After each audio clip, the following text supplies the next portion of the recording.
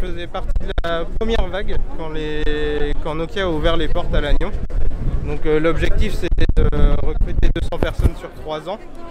Et donc avec beaucoup de collègues de mon ancienne boîte, Nokia offrait beaucoup plus de stabilité et beaucoup plus d'intérêt technologiquement pour nous. Donc on a passé le pas et on est arrivé à Nokia en 2017. Oui, parce que vous au départ vous étiez dans l'aéronautique et d'ailleurs vous étiez formé à Toulouse, donc dans la capitale de l'aéronautique, qui est touchée aussi par des énormes vagues de suppression d'emplois actuellement. Voilà, oui, en fait j'étais donc je faisais partie, je suis sorti d'école en 2014 avec une formation d'ingénieur dans les moteurs de fusée.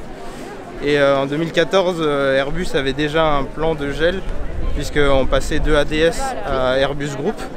Et donc j'ai passé le pas pour changer de domaine totalement et venir en Bretagne, qui est le pays de cœur de mes parents et le mien aussi. Et donc j'ai atterri à Quimper en premier lieu, puis à Lannion où je développais des simulateurs pour les compagnies aériennes. Aujourd'hui, ce plan, il met fin en quelque sorte aux ambitions de Nokia en termes notamment de 4G, de 5G et puis de développement du site de Lannion. Vos collègues, notamment syndicalistes, estiment que c'est même la pérennité du site qui est menacée. Comment vous vivez cette période? Comment vous projetez là? Non seulement c'est la pérennité du site, mais c'est aussi la pérennité de Nokia en France, c'est aussi la pérennité des télécoms à Lannion. C'est quelque chose qui nous fait mal. Ma femme et moi, on s'est installés ici il y a 3 ans déjà. On aime la ville, on aime le Trégor, on veut le protéger et ça passe notamment par la protection des emplois.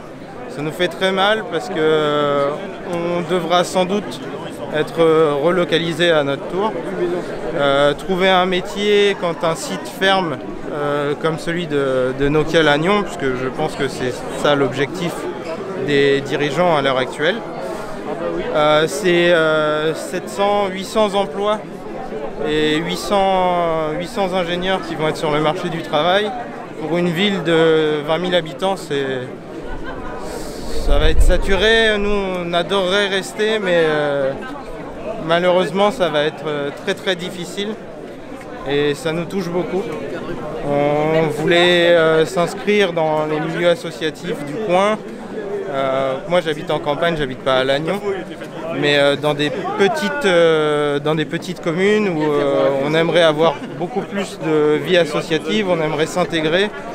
On aimerait faire vivre justement le Trégor et c'est la fin d'un rêve pour nous, pour mon couple, enfin ma femme et moi, mais pour aussi beaucoup de mes collègues et c'est très très dur.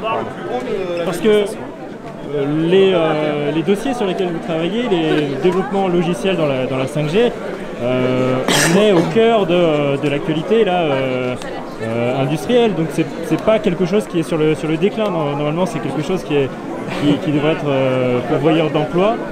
Exactement, c'était l'objectif annoncé par Nokia. C'était donc mes collègues et moi en 5G notamment. Je connais pas toutes les activités du site, mais en 5G notamment, on travaille sur des projets critiques qui demande un investissement des salariés qui est de plus en plus demandé. On a travaillé le week-end, il y a certains de nos collègues qui ont travaillé en 2/8, donc en décalé, pour augmenter la productivité. Et du jour au lendemain, on nous dit merci, mais on nous dit aussi au revoir. Et on ne comprend pas parce que c'est des gros investissements qui ont été faits à Nokia, notamment dans ce domaine.